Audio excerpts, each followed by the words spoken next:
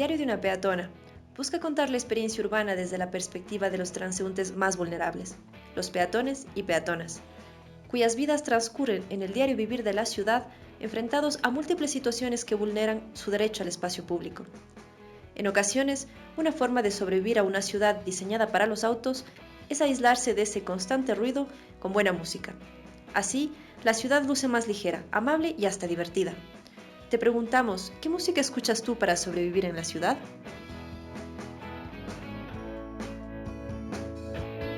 Es 14. ¿14? Creo. Hola, buen día. Bienvenidos amigos y amigos al programa número 20 de Diario de una Peatona, un espacio de Flaxo Radio en el que hablamos de ciudad desde la perspectiva de los peatones y peatonas. Hoy, el primer programa de enero del 2020, es una alegría realmente compartir la mesa con el arquitecto Boris Albornoz. Él es representante de uno de los equipos ganadores del Corredor Metropolitano de Quito y va a compartir con nosotros la experiencia en el proceso de creación de este proyecto y sobre todo nos va a contar el papel tan importante que tiene el peatón en la configuración de este proyecto del corredor. Así que bienvenido, Boris. Buen día. Gracias, Diana, y más bien un gusto y desearles a todos los ecuatorianos un feliz año, ¿no? Que eso es importante. Muchas gracias, Boris, igual para ti. Bueno, voy a iniciar la entrevista presentándole a Boris, que realmente tiene una experiencia muy larga y con muchos proyectos detrás. Pues él es arquitecto, doctor en arquitectura por la Universidad Politécnica de Cataluña, en Barcelona. Es arquitecto especializado en planificación y diseño arquitectónico por la Universidad de Cuenca. Con más de 20 años de experiencia en el diseño y ejecución de proyectos arquitectónicos y urbanísticos. Él se ha desempeñado como director técnico de la Fundación del Barranco de Cuenca durante el periodo 2004-2009 y coordinador también de proyectos en el Instituto Metropolitano de Urbanismo de Quito entre 2009 y 2011. Durante 8 años fue profesor titular de proyectos arquitectónicos y de teoría e historia de la arquitectura en la Facultad de Arquitectura y Urbanismo de la Universidad de Cuenca y profesor invitado en varias universidades del país y del extranjero, conferencista en seminarios nacionales e internacionales. Boris también es o ha sido acreedor a varios concursos, no solo este último concurso, y entre ellos solamente destacar los últimos, el Premio Latinoamericano de Arquitectura Rogelio Salmona, Espacios Abiertos, Espacios Colectivos, con la obra Mercado 9 de Octubre y Plaza Rotary. Esta es una obra en Cuenca. El primer premio también en el Concurso Nacional de Ideas para la Plataforma Gubernamental de Desarrollo Social, el Ministerio de Desarrollo Urbano y Vivienda, más conocido como la Plataforma del Sur. Y también primer premio internacional y nacional en la categoría de diseño urbano en la 18ª Bienal Panamericana de Arquitectura de Quito con la obra Plaza Santa Clara en noviembre del 2012. Y como les he dicho, entre otros concursos ganados por Boris. Pues bueno, empecemos entonces y lo que quería preguntarte inicialmente es quiénes nomás estuvieron detrás del proyecto. Sabemos que fue un equipo súper grande, como de 120 personas, y cuéntanos un poco más, ¿quiénes integran este gran equipo? Gracias, Diana. El equipo de nosotros lo armamos con un grupo de profesionales y estudiantes de arquitectura. Entonces hicimos una alianza estratégica con la Universidad Técnica Particular de Loja, donde doy actualmente clase. Los estudiantes de último año nos colaboraron en este proyecto. Se integró también la Cámara de la Construcción de Pichincha en nuestro equipo. Tuvimos también el apoyo de la Organización Nacional de Estudiantes de Arquitectura. Entonces, es una organización que tiene pues vínculos en todo el país. Hay estudiantes de diferentes ciudades y de diferentes escuelas de arquitectura, como de la Central, de la Católica, aquí en Quito, de la UTPL de Loja, de la Universidad de Cuenca. Entonces fue un grupo armado con muchos estudiantes, con mucha gente, con personas que querían aportar a la ciudad de Quito, y la Fundación CIFAL, que también nos dio el auspicio. Todo eso armamos un equipo, como tú lo decías, de 120 personas, en las que también hicimos una primera experiencia de integrarnos también con gente de otros países. Entonces hay gente que está en Medellín trabajando para nosotros en el concurso, están en Italia, están en Canadá, están en España, están en Chile, en Perú. Entonces tenemos un equipo bastante amplio y con miradas muy diferentes, ¿no? Porque pensamos que el aporte cuando se da a una ciudad tiene que ser desde dentro de la ciudad, pero también desde fuera, ¿no? La importancia de entender a Quito más bien como una capital, no como una ciudad encerrada en sí mismo, sino más bien mostrar su capitalidad y mostrar que es un aporte desde diferentes partes del mundo, ¿no? Esa fue nuestra estrategia y yo creo que fue ese uno de los logros de nuestro equipo, poder congregar a una diversidad de personas con diferentes puntos de vista y que querían aportar a la ciudad. Es un equipo realmente potente. Sabemos que la idea central que ustedes plantean se resume de algún modo en esta idea de esta ciudad o de este espacio, de esta integración de una ciudad a través de estos elementos verdes y azules. Esta es la idea central. ¿Hay alguna otra adicional que podamos destacar? Y si no, pues cuéntanos en qué consiste exactamente este vínculo verde y azul. Bueno, el principal, como tú mencionas, esta palabra verde y azul, yo creo que es una de las rectoras de nuestro proyecto, pero la prioridad del proyecto fue pensar en las personas, en el peatón, en los seres humanos que viven aquí en Quito, que son muy diversos, que están de todo el país y de diferentes países cercanos especialmente, pero nosotros comenzamos pensando desde el individuo, de la persona, de los ciudadanos, y con esa lógica decíamos, bueno, ¿cuáles son las necesidades del ciudadano, ¿no? Y lo lógico era pensar la ciudad desde su historia, desde su geografía, desde su hidrografía, en definitiva desde su naturaleza, ¿no? Pero era muy importante para nosotros entender estas dos palabras, que eran una especie como de marketing, estas palabras.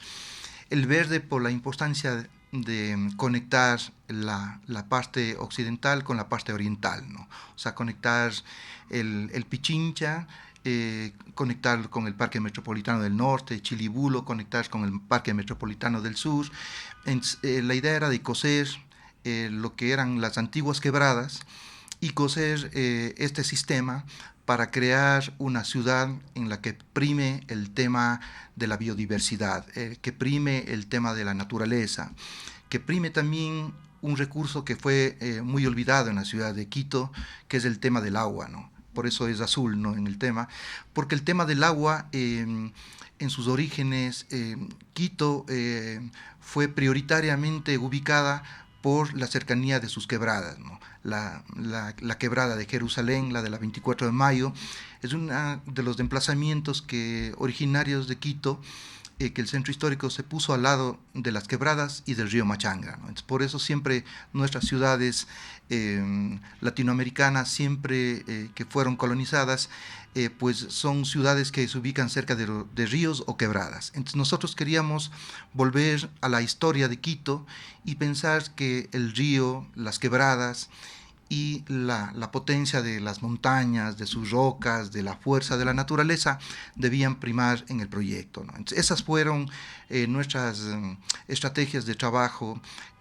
Damos mucho impulso al tema de que las ciudades tienen que volverse hacia la naturaleza, hacia el agua, hacia lo verde, para que las ciudades estén también mitigando el tema del cambio climático. Entonces nosotros esa fue la estrategia principal del proyecto.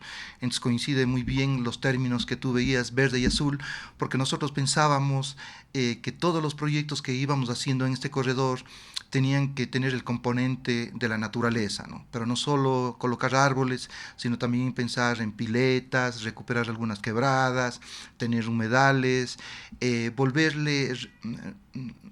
o sea, renaturalizar la ciudad, ¿no? Darle impulso al tema del agua, ¿no? Piensa que otras ciudades siempre se habla, bueno, la ciudad y el río, ¿no? Entonces aquí el río está casi como escondido, ¿no? Y nuestra idea es ponerle en valor al río Machangra, poner al valor las quebradas que existen todavía. Un gran problema que tiene Quito cuando hay lluvias, generalmente los pasos a desnivel se inundan, ¿no? Porque se cerraron quebradas. El tema del metro es también una infraestructura que viene a involucrar esto, pero al tener el metro también tenemos que ver cómo vamos a mitigar el tema del recorrido del agua, ¿no? El recorrido del agua es de occidente a oriente, y ese recorrido del agua no podemos negarlo, ¿no? Y entre eso nosotros pensamos que debe ser una de las prioridades, ¿no? Recuperar el tema de la naturaleza, recuperar el agua, recuperar el verde en la ciudad, para tener una ciudad con mejor calidad ambiental, el tema de disminuir el tema de los gases nocivos para los ciudadanos, pero también el tema del impacto negativo del ruido de los vehículos, ¿no? Entonces bajar, porque esos son los daños fuertes de la contaminación ambiental que existe ahora en nuestras ciudades, y ya tenemos que dar respuestas, pero las respuestas no podemos dejarlas a largo plazo, sino ahora. O sea, el aquí y ahora es importante, ¿no? Dar soluciones en este momento, no pensar como que daremos soluciones para el futuro, sino resolverlas ahora para que se siga construyendo y en un futuro ya tengamos todo este sistema como que esté estructurando la ciudad, pero ya tenemos que comenzar, no podemos dejar que pasen los años y si es el momento, ¿no? Entonces, ahora nosotros somos actores, pero somos actores activos, ¿no? Esa es nuestra posición. Sí, coincido plenamente, eso es una de las cosas que más me gustan del proyecto, de hecho, y quería compartir contigo justo una publicación en el 89 de Pierre Peltre, en donde él, por ejemplo, hace un estudio justo del número de incidentes que ha habido alrededor del taponamiento de las quebradas, desplazamientos, inundaciones, y él calcula que más o menos entre el 80 y el 88 ha habido un promedio de 5.3 accidentes en el año. Entonces, él al final nos dice, llegará ese día utópico en el que los planificadores piensen en reabrir las quebradas, inclusive, o de recuperar estos espacios naturales verdes, ¿no?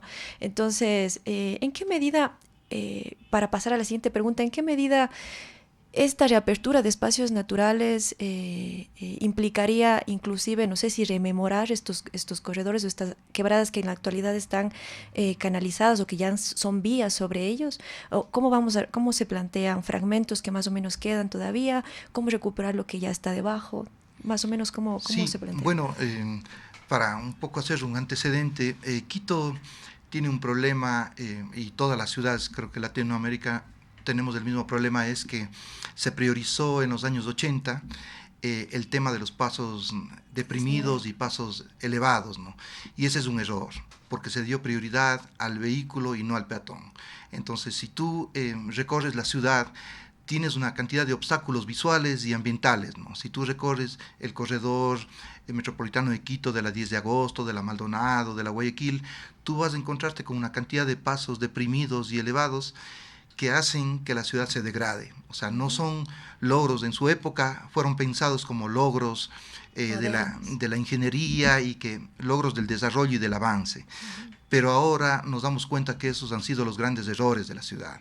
Son los lugares, los focos de la delincuencia, de la inseguridad, los focos de que la gente no se siente ubicada en la ciudad, no se orienta, porque son lugares que no sabes en dónde estás como ubicado en la ciudad, porque no ves los parques, porque no ves las montañas. Entonces nosotros consideramos que en lo posible tenemos que ir poco a poco eliminando los pasos, en lo posible los elevados, ¿no? Porque los elevados son los que crean obstáculos visuales, te crean barreras visuales y dan prioridad al paso del vehículo y no al peatón. Entonces, el peatón tiene que ir buscando casi como unos circuitos, casi como ir corriendo para pasar una avenida, cuando más bien el peatón debería ser el protagonista de la ciudad.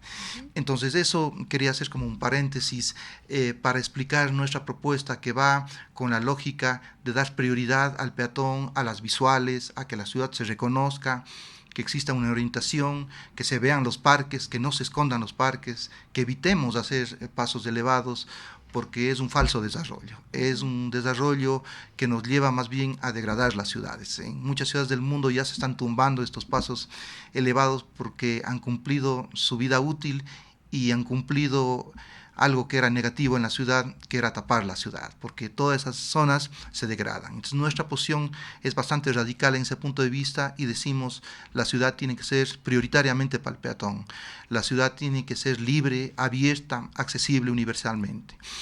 Con respecto a tu pregunta, el tema es, existen algunas quebradas que todavía pueden ser recuperadas, especialmente en el sur.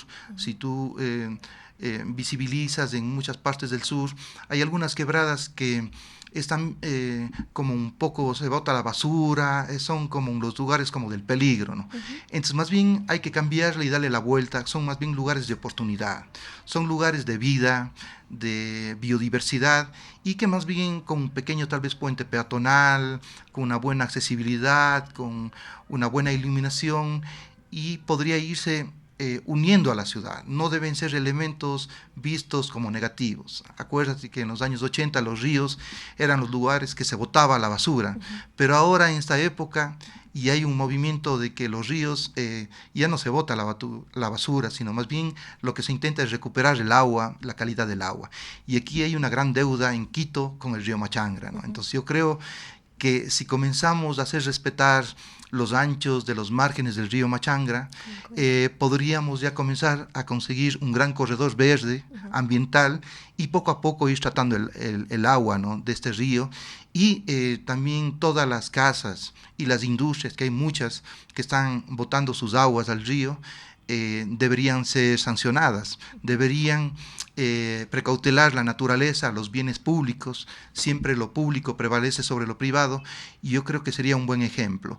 Y yo lo comenzaría desde el sur, la recuperación de las quebradas, y eso se vuelve una especie de contaminación. Una vez que recuperas 1, 2, 3 quebradas, la gente se da cuenta del valor que tiene, hasta turístico, hasta ambiental, hasta recreativo, para los fines de semana, y comienza eso a generar una ampliación de propuestas, porque siempre hay que hacer como estos proyectos pilotos que comienzan a darse cuenta los diferentes barrios que más bien tienen una oportunidad, que ellos van a tener unos lugares más bien especiales, porque vivir al lado de una quebrada es vivir al lado de la naturaleza, vivir al lado de la salud. Entonces yo creo que si vamos haciendo estos pocos ejemplos desde el sur de Quito, que todavía algunas están todavía libres y que son factibles, ¿no? No es cuestión de gastar ni mucho dinero, se puede ir recuperando y poco a poco ir llegando al norte de Quito también, ¿no? Entonces yo creo que se puede recuperar, se puede,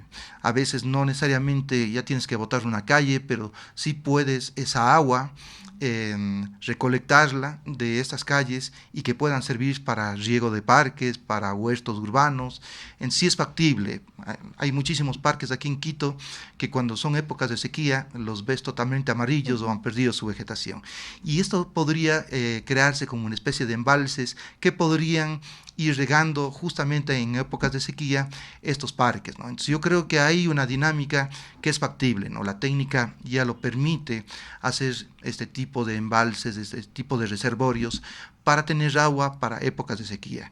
Y a otros países ya son muy adelantados en eso, porque ellos tienen una falta de agua. Nosotros permitimos que el agua vaya al alcantarillado y vaya después no sirve el agua de lluvia en Quito, ¿no? Y ahora es un momento que deberíamos hacer que el agua de lluvia sea recolectada y que sirva para el riego, que sirva para las viviendas, o sea, volverle a una ciudad autosuficiente, volverle a una ciudad en la que nos preocupemos de los principales recursos de la vida, ¿no? El agua, la naturaleza, el verde, o sea, sembrar más árboles, conservar los cursos del agua, de las quebradas. Yo creo que un gran tema que Quito está con deuda es con el Machangra, ¿no? Que es un río blanco, pero está lleno de contaminación. Entonces ahora ya creo que debe haber una alerta y decir, a ver, ¿cómo recuperamos el río? Ese es un gran proyecto de la ciudad de Quito para todos los alcaldes y todas las autoridades, es verle al río como una oportunidad, no verle al río a las espaldas, ¿no?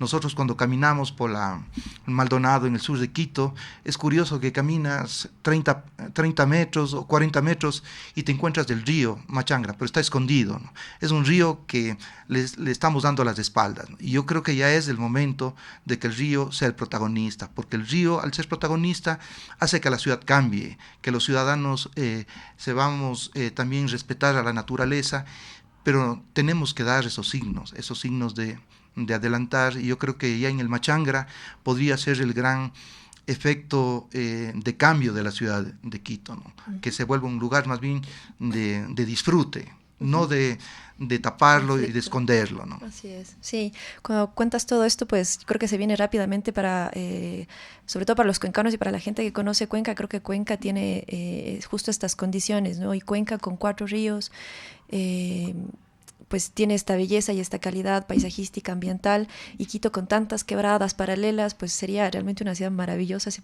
se pudiera recuperar todo esto, ¿no? Pero bueno, volviendo al tema principal del programa, que es la cuestión peatonal, tú ya nos has comentado algunos elementos principales en el proyecto. ¿Podrías contarnos esa prioridad peatonal en el corredor propiamente dicho? Entiendo que está segregado justo en función de esta prioridad peatonal. Cuéntanos un poco cómo se distribuye, cómo se articula. Daniela, el tema del peatón es uno de los temas fascinantes para nosotros. Primero, mantener una idea clara, ¿no? Quito es una ciudad de ciudades y es una ciudad segregada, ¿no? El norte no se reconoce con el sur. Si uno va al sur y camina por la Maldonado, que hemos hecho esa práctica nosotros, que nos parecía buena para hacer un proyecto, ir a recorrer la ciudad, observar, muchísimas calles del sur no están con vías adecuadas. Está muy descuidado el sur en el tema de vías, de aceras, de vegetación. Y en cambio vemos en el norte que hay un avance más significativo en el tema de las vías, del espacio público, del mobiliario, de la iluminación. Entonces yo creo que ya es el momento de comenzar a reequilibrar la ciudad, volverle una ciudad más equitativa, pensar en la igualdad de la ciudad. Si yo hago una obra en el norte, pues también debería ser una obra en el sur. Si hago un parque como el Metropolitano o la Carolina, que es uno de los parques más visitados de los quiteños, la gente los fines de semana viene del sur a visitar la Carolina. La Carolina se vuelve una centralidad única yo creo que en el país, que es un parque de fin de semana, ¿no? Entonces la gente saca sus manteles, se pone a jugar pelota, pero viene del sur casi como de paseo al norte, ¿no? Pero lo lógico también debería ser, ¿por qué la gente del norte no va de paseo al sur? Eso debería ser una lectura de equidad, de justicia, y yo creo que ahora hay que tener mucho y ver las vistas a un equilibrio, a volver equitativa la ciudad. Yo creo que en el sur ha habido mucho descuido y es el momento ahora de tomarle las vistas al sur y hay que hacer obras para que el sur mejore, ¿no? O sea, yo creo que es la oportunidad ahora del sur para que se puedan hacer obras, ¿no? Entonces, este corredor lo que busca es la equidad. Este corredor, con nuestra propuesta, lo que busca es que la gente del sur sea tan importante como cualquier persona de cualquier parte de la ciudad, que la gente del sur tenga los mejores servicios, ¿por qué no? Que tenga buena iluminación, que tenga mobiliario, que se le dé la calidad que tienen todos los espacios en la ciudad. Esa idea de trabajar este corredor, que casi es un hilo, ¿no? Pero este hilo debe ser entendido como un hilo de unión, de integración, de conexión, que todos nos sentamos bien, que disfrutemos la ciudad en su verdadera extensión, ¿no? Es curioso ver que muchas de las familias que viven en el norte nunca han visitado el sur, ¿no? Y tal vez el sur es la parte donde más se preserva la naturaleza, donde más naturaleza existe, que todavía no ha sido intervenida por el hombre, pero debería haber ese tipo de motivaciones para que nosotros estemos conectados bien en la ciudad, que conozcamos toda la gente que vive en Quito, los que vivimos en Quito, conozcamos todo Quito, ¿no? No vivamos como en barreras, ¿no? La gente de los valles pues vive segregada más en los valles, la gente del norte, y se van creando esas divisiones. Yo creo que ya es un momento de pensar diferente. Y este corredor, yo creo que es un pretexto único para tratar de unir a todo Quito, ¿no? Es un pretexto, yo le veo como un pretexto que puede permitirnos integrar a la gente, levantar la autoestima del quiteño, darle identidad a los proyectos que se realicen y acompañado con el metro, ¿no? El metro es un gran actor porque te permite igualar las distancias entre el norte y el sur y eso va a permitir que el peatón pueda recorrer espacios públicos, que el peatón se vuelve el protagonista, porque vamos a tener un transporte público, primero, que va a ser bajo suelo. Entonces el peatón ya puede utilizar más el espacio público a nivel, ¿no? O sea, puede tener más plazas, más parques, más corredores, puede tener más, es la oportunidad para hacer este tipo de obras, porque si se hace el metro y no se tiene este tipo de obras de espacio público, no sirve para nada el metro, porque llegas al metro, pues llegas, sales y haces tus actividades, pero no estás generando espacio público. Cuando haces un metro en una ciudad, tienes que generar paralelamente espacio público, ¿no? Entonces yo creo que es el momento de que el espacio público ahora sí tiene que tener prioridad en Quito, ¿no? Ya no ser las vías de alta velocidad las que tienen la prioridad como es en la actualidad, sino que el peatón debe ahora tener la prioridad en la ciudad. El peatón, al tener ya este transporte público, que va a ser un transporte público rápido, puede disfrutar ya de los parques, de mayores espacios. Entonces nosotros del corredor lo vimos como una oportunidad para conectarnos primero con el metro y para que el peatón pueda disfrutar ya de unas aceras amplias, de una vegetación en los espacios públicos, liberar en lo posible las plantas bajas de los edificios públicos en principio, para que sus plantas bajas sean una ampliación de las aceras, se vuelvan una especie de plazas cubiertas en las que el peatón puede también disfrutar, hacer sus compras, y que la ciudad ya no sea como delimitada las vías y las edificaciones por separado, sino se vayan integrando, ¿no? Las aceras se vinculen hacia las edificaciones y entren dentro de las edificaciones los peatones, y que los centros de manzana sean ocupados, ¿no? Hay buenos ejemplos en el mundo de estas intervenciones y nosotros pensamos que en Quito se puede hacer, ¿no? O sea, comenzar ya no solo a pensar en la típica acera que tenemos de 3, 4, 5 metros, sino pensar en aceras generosas, 8, 10 metros, pero también irnos metiendo dentro de las manzanas, ¿no? O sea, para que haya más actividades comerciales, más actividades de servicio, active a la ciudad, porque de nada sacamos haciendo un corredor solo componiendo las aceras, poniendo luminarias, sino hacemos que vaya integrando y penetrándose las intervenciones hacia la ciudad, ¿no? Entonces, muy probable, nosotros tenemos previsto ahí algunos corredores que integran, por ejemplo, y llegan hasta el Parque Rumipamba, ¿no? Por la Mariana de Jesús, tenemos un corredor verde que llegamos al Parque Rumipamba y nos integraríamos a esa parte, ¿no? Y también desde la Carolina podemos integrarnos directamente por las Naciones Unidas al Metropolitano del Norte, ¿no? Entonces, la idea es ir conectando, pero que el peatón tenga sus circuitos, ¿no? Darle prioridad al peatón. Después vendrá el tema del uso de las bicicletas, de transportes alternativos, el transporte público y el transporte privado tiene que irse acoplando ahora al peatón. O sea, es cambiar como la fórmula. La fórmula de la ingeniería de los años 80 ponía al vehículo como prioridad. A las personas que iban en vehículo tenían prioridad, ¿no? No había ni líneas cebras ni todo, y el vehículo cuando te veía aceleraba más, ¿no? Entonces ahora la idea es invertir la fórmula y decir, cuando esté el peatón, el vehículo tiene que ir pausado, el vehículo tiene que ir a la velocidad del peatón.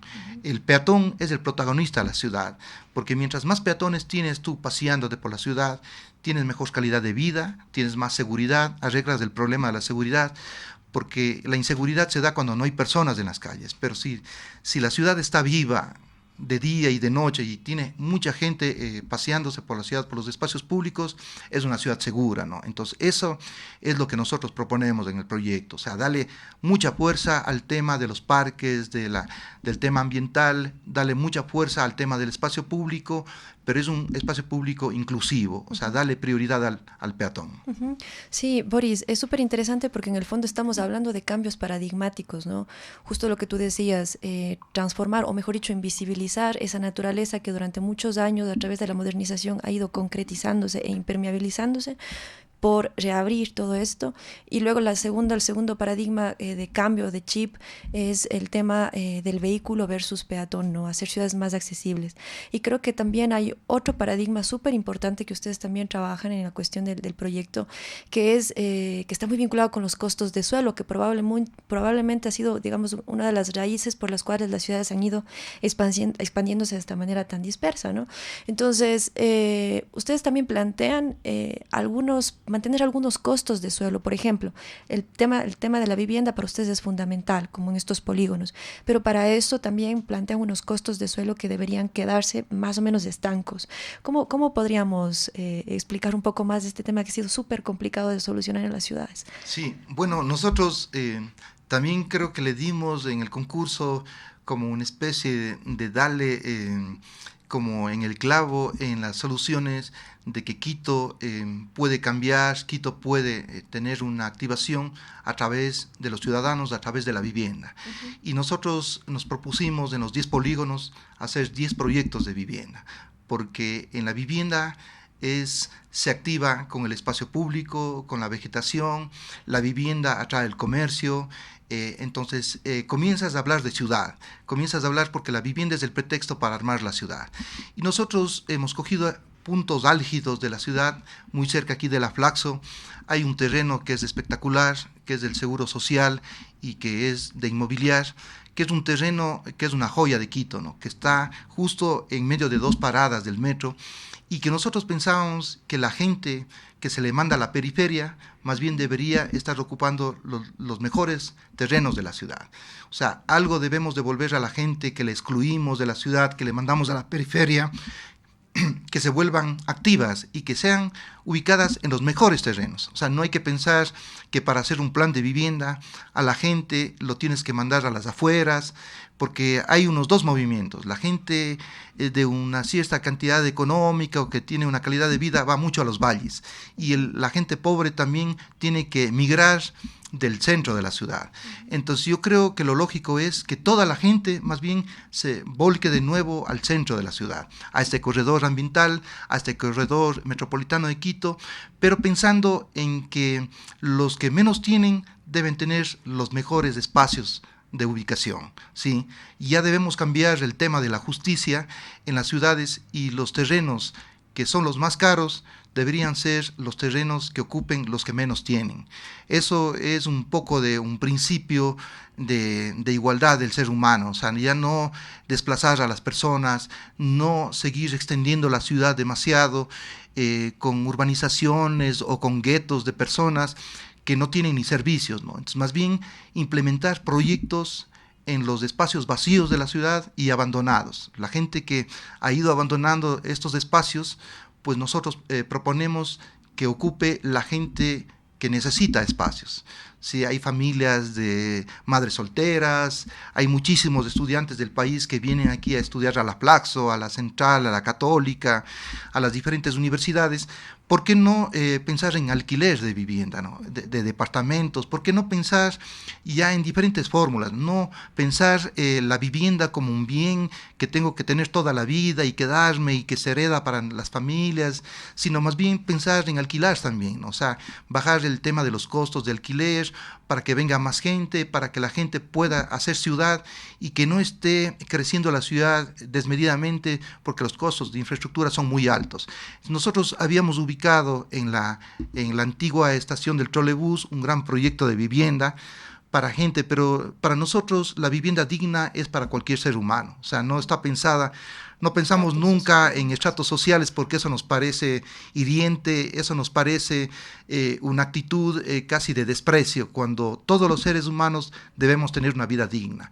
Y una vivienda digna es para todos, para cualquiera, para todos los que podamos tener la posibilidad de vivir, pues tiene que ser el derecho a la vivienda, ¿no? El derecho a la vivienda no quiere decir que tiene que ser estigmatizada, no tiene que ser una especie de compasión, sino la vivienda digna tiene que ser un derecho. Y nosotros, la posición nuestra es que todos tienen el derecho a una vida digna y a una vivienda digna.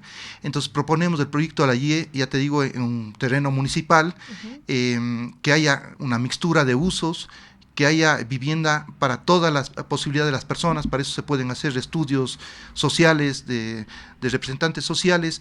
También proponemos en este terreno de la Pradera, que es una joya, pero para que sean ubicadas no para especulaciones inmobiliarias, no para un solo actor inmobiliario y para que enriquezca un actor inmobiliario, sino para que enriquezca la ciudad. Entonces nosotros estamos a favor de las mayorías, a favor de que todos los seres humanos tienen que tener prioridad en las ciudades. No podemos ya tener esa actitud segregativa de que el terreno tiene que ser medido en números, sino tiene que ser medido en derechos. Los derechos de los terrenos son de los ciudadanos y de los ecuatorianos. Hay cantidad de terrenos del Seguro Social, cantidad de terrenos del gobierno central y del municipio que deberían ser planteados para proyectos de vivienda, de comercios, de servicios y de espacio público para todos los seres humanos. Pero no debemos pensar en segregar o vender esos terrenos para actores inmobiliarios que solo sacan provecho personal,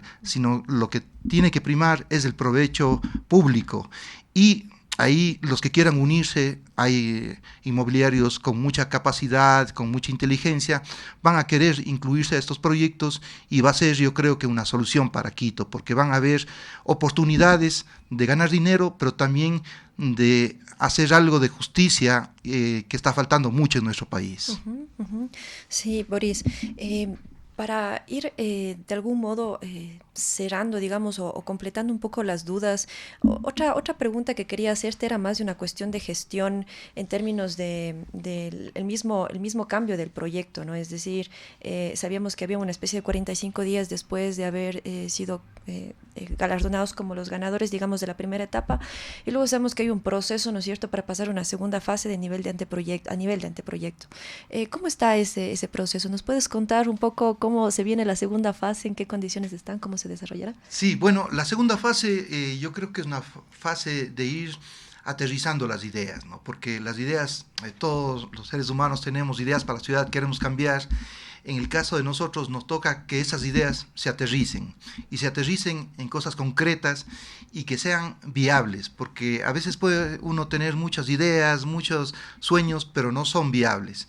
Y nuestro meta ahora en esta segunda fase que la estamos trabajando y que entiendo que se termina a finales de febrero, es justamente que esos proyectos sean viables, que sean posibles. Yo te hablaba de la IES, un terreno municipal que tranquilamente puede entrar a un concurso, a una licitación, y actores privados que quieran colaborar con la ciudad, pues van a hacer proyectos de primera y van a ser un ejemplo para el país y para Latinoamérica. Entonces nosotros vemos las alianzas público-privadas como positivas, pero tienen que pensarse siempre estas alianzas público-privadas siempre desde el bienestar público. El bien público prevalece sobre lo privado, pero estas alianzas con actores, que hay muchos aquí en Quito, que son gente muy valiosa, inteligente, pues pueden sacar provecho ellos, pero también sacar provecho la ciudad. La fórmula nuestra es ganar, que ganen los actores privados, pero también gane la ciudad. Siempre en el tablero tenemos que poner esos dos papeles, ¿no? O sea, siempre la ciudad tiene que salir ganando, y si la ciudad gana, los ciudadanos ganan, y los actores, empresarios, los que están metidos en inmobiliarias, tienen esa posibilidad de darse cuenta que es un ganar-ganar, ahí está la fórmula.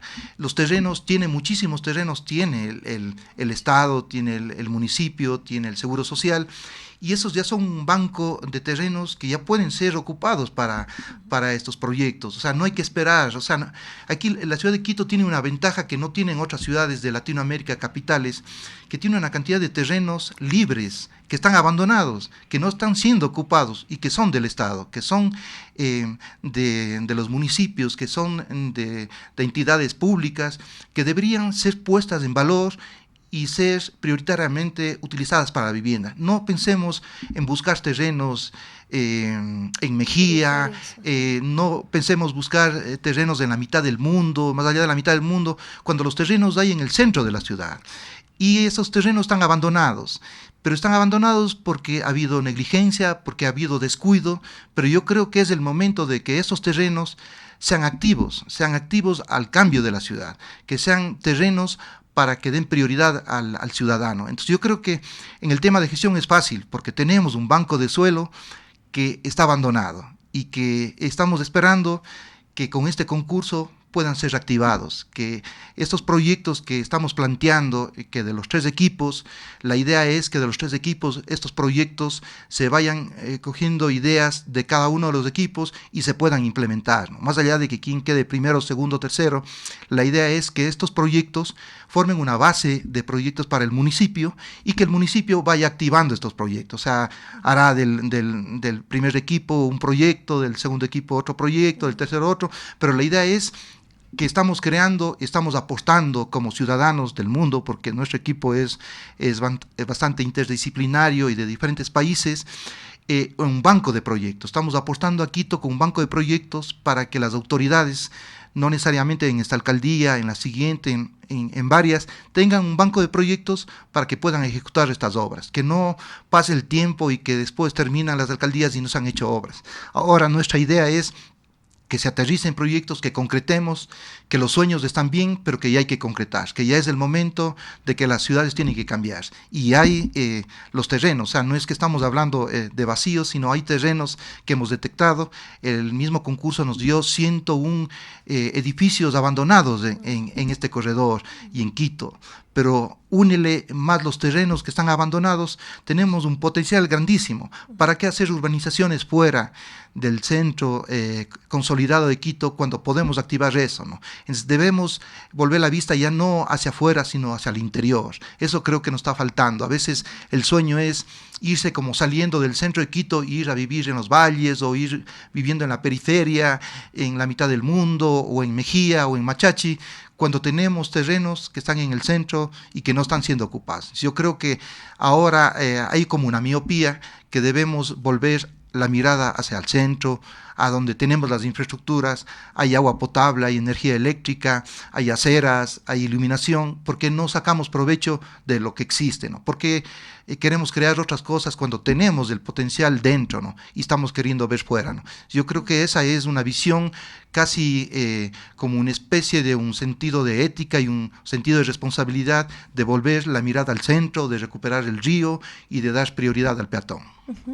Sí, bueno, para ir cerrando, Boris, ¿crees que dentro de este proceso, o sea, necesariamente como es tan vasto, tan amplio, tan complejo y tal vez tan costoso también, podríamos hablar de ciertas prioridades, de ejecutar algún tipo de proyectos o tal vez unas prioridades diferenciadas entre norte y sur, porque tú ves que el norte ya tiene mucho equipamiento y tal vez el sur no?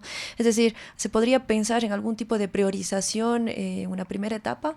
Un poco para ir cerrando. Sí, bueno, Daniela, gracias por esa pregunta de finalización, pero creo que es clave lo que tú hablas, ¿no? O sea, no es lógico y no es lícito que tal vez un solo equipo tenga que pensar la ciudad.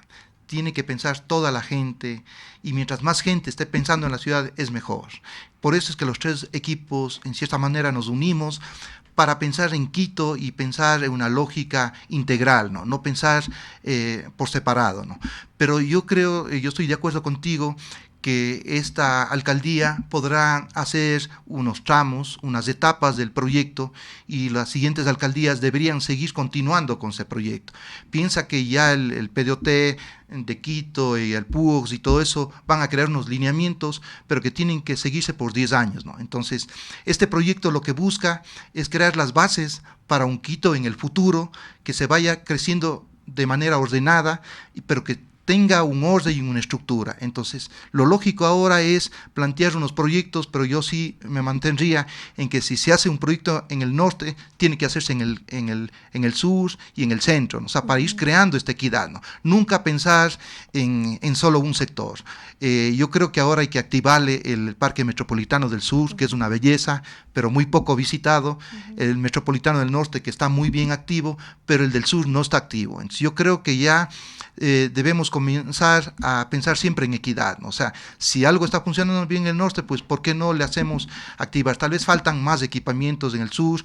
En el sur hay un buen equipamiento que es la plataforma metropolitana, en la plataforma gubernamental de desarrollo social, que ha activado ya al sur, y hay un centro cívico en el que el quiteño del sur se siente identificado, se siente orgulloso. Pero faltan más cosas, faltan más hospitales, faltan más escuelas, más colegios. Esta idea de replicar colegios del norte en el sur me parece muy buena idea, pero tenemos que pensar en un Quito más equitativo. Y si servicios están faltando en el sur, yo creo que hay que focalizar en dar servicios al sur, porque todos tenemos que tener la misma calidad de vida en una misma ciudad. Gracias. Boris, muchísimas gracias. Gracias por tu tiempo y muchísimas gracias a todos los que nos escuchan. Muy buenos días.